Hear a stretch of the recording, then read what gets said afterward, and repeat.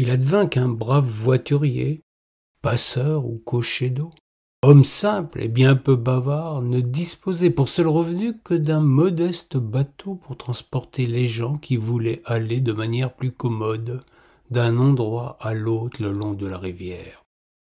Ce n'était pas un coche d'eau. Son embarcation était trop petite pour prendre beaucoup de passagers.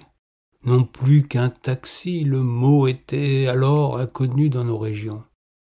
C'était une grande barque qu'il avait aménagée pour le confort de celui qui voulait voyager à l'écart des importuns. Ce gentil marinier se contentait de peu. Ce qu'il recherchait surtout, c'était l'occasion de parcourir la Loire au gré des envies de quelques voyageurs prestigieux, des gens pressés et peu regardants sur le prix.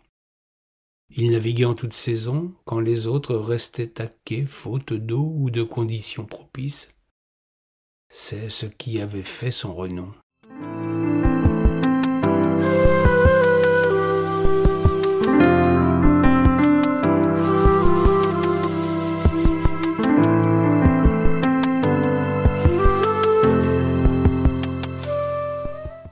Il avait transporté ainsi de manière la plus discrète possible quelques émissaires secrets, 2 ou 3 dames fort élégantes, favoris d'un prince ou peut-être d'un roi, des percepteurs de la gabelle désireux de voyager incognito, et des bandits de grand chemin qui voulaient échapper à leurs poursuivants. De cette discrétion, chacun se louait. Les passagers pour l'habileté de l'homme à savoir passer inaperçu et lui-même pour les belles bourses qu'il recevait en échange. Il naviguait telle une ombre longeant la rive, traversait les villes la nuit. Il avait acquis une grande maîtrise dans l'art de se fondre dans le paysage, tout en transgressant les règles de la navigation. De notre curieux voiturier au long cours, nous ne saurons rien. Muet comme une carpe, jamais il ne racontait à quiconque la nature des activités qui le tenaient si longtemps éloigné de sa maison. Sans amis, il passait aux yeux de tous pour un rustre et un taiseux. C'était là la meilleure manière de ne pas attirer la curiosité des curieux. Il s'emportait ainsi le mieux du monde. Il aurait pourtant pu raconter bien des choses. Il avait de longs moments en tête-à-tête sur sa grande plate avec des personnages riches en anecdotes et jamais avares de confidences. La Loire pousse à la contemplation et favorise bien des conversations intimes que l'on ne tiendrait pas dans un lieu ordinaire. Même les plus endurcis se laissent prendre à son charme et à la magnificence de ses paysages. Si je vous dévoile l'existence de ce curieux passeur au long cours clandestin, c'est que j'ai eu vent de son histoire dans des circonstances que je ne peux vous dévoiler. Acceptez de ne pas en savoir plus ou bien passer votre chemin. La Loire doit garder ses mystères et l'histoire se suffit à elle-même. Nul besoin d'en donner les sources.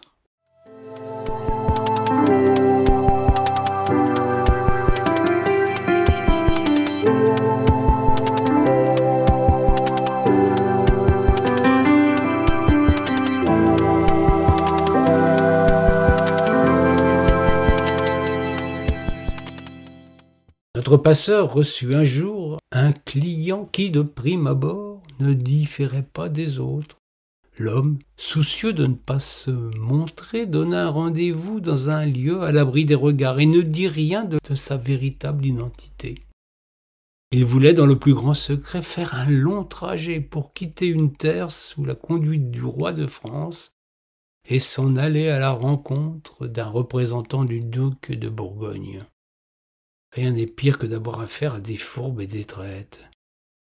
Ils sont souvent ainsi dans leurs relations quotidiennes. Ces gens sont de peu de fiance, toujours prompts à tromper le premier venu et la terre entière. Celui-ci était en son domaine une pointure, un modèle absolu, le paradigme de la félonité. Il la portait sur lui et son teint gris, ses traits émaciés ne faisaient qu'ajouter au sentiment de malaise qui émanait de toute sa personne. Le marinier, pourtant bon professionnel du secret, accepta sans se formaliser outre mesure la mission qui lui était confiée. Elle exigerait de lui beaucoup d'efforts, car il s'agissait de remonter la rivière sur près de 100 lieues. Il aurait à passer quelques jours avec ce personnage si rebutant, mais la bourse promise méritait bien quelques désagréments.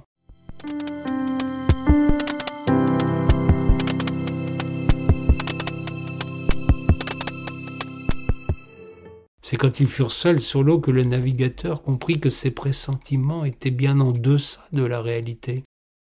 L'homme était de surcroît hautain, pédant et d'une prétention folle.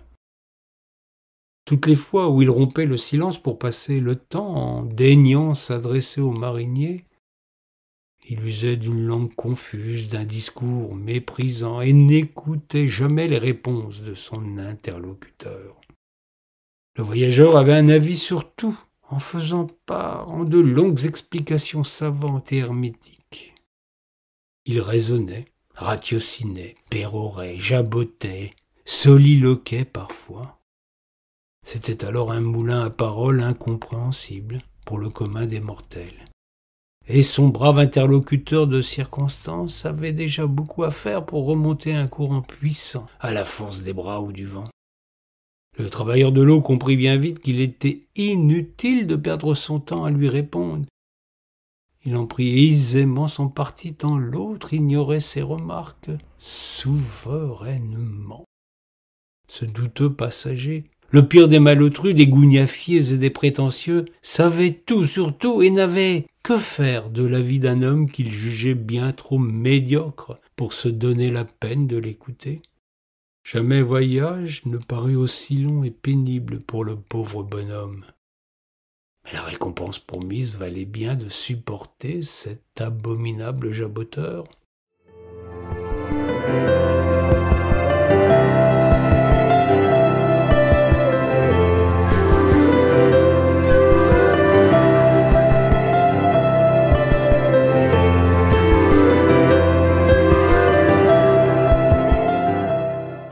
Soudain, le vent se leva. Le ciel se chargea de nuages noirs et menaçants.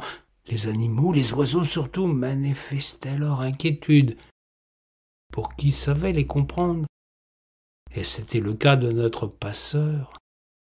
Les signes de l'orage étaient patents. La Loire se couvrait de vagues, la barque filait, poussée dans le dos par un vent qui lui permettait de défier le courant. Le marinier essaya d'interrompre un long monologue tenu par ce maudit voyageur pour tenter de lui faire entendre raison. Il fallait absolument se mettre à l'abri sur la berge, le temps qu'éclata cet orage qui menaçait. Mais ses efforts furent aussi vains que ses avertissements inutiles. L'autre haussa les épaules et continua son discours logorique, sans se soucier de ce trublion qui avait l'outrecuidance de vouloir lui couper la parole. L'homme de la rivière eut alors une mauvaise pensée. C'est de celle-ci qu'il se repentirait toute sa vie, et qui lui ferait dévoiler un jour le récit de cet épisode noir de son existence. Mais pour le reste, il n'eut jamais rien à se reprocher, si ce n'est de s'être octroyé la permission de récupérer la bourse qui lui avait été promise, et qui après tout lui était due.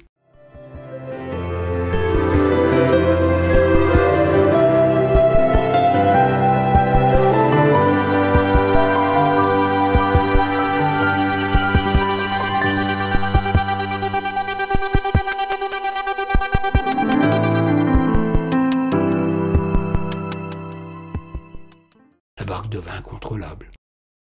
Le vent forcit encore plus les deux hommes sur leur frêle embarcation, étaient pris au cœur d'un orage violent. Le ciel était zébré de nombreux éclairs, et le bruit infernal de la rivière, enfin, avait coupé la parole à notre bavard impénitent. Le marinier l'observait du coin de l'œil. Il avait pourtant mieux à faire pour se maintenir tant bien que mal à flot. Notre arrogant discoureur avait perdu sa morgue. C'était un homme livide, en proie à une indicible terreur qui soudain implora à ce misérable gueux d'aller jusqu'à la rive. Le marin haussa les épaules et ne répondit pas. L'autre ne l'avait jamais goûté jusque-là. Il n'y avait pas de raison que ça change. D'ailleurs, il n'était plus temps. Le méchant discoureur alors se mit en rage, hurla des insanités que j'interdis de répéter ici. Il se leva et voulut dans un geste de défi donner un coup au brave voiturier. Mais, frappé par la foudre, le méchant homme perdit l'équilibre et échut dans la rivière. Dans un dernier sursaut de vie, il réussit à crier « Au secours, je me noie !» Le passeur, occupé à la manœuvre et à sa propre survie, le regarda sombrer sans même une parole. Le sinistre, le répugnant personnage bouffi d'orgueil avait toujours voulu avoir le dernier mot. Il était servi pour l'éternité.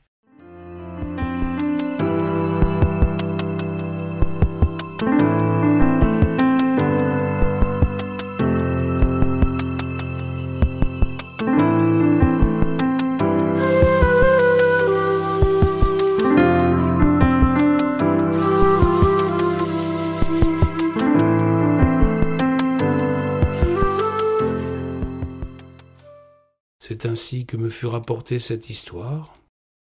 Je vous en laisse juge. Nul n'en sut alors jamais rien à l'époque, et je pense qu'il ne se serait trouvé jamais personne sur la Loire pour remettre en cause la conduite de ce brave bêcheur. Il n'est pas pire défaut que de ne jamais écouter ses semblables. Que la foudre foudroie dans l'instant celui ou celle qui n'aura pas pris la peine de m'accorder un peu d'écoute.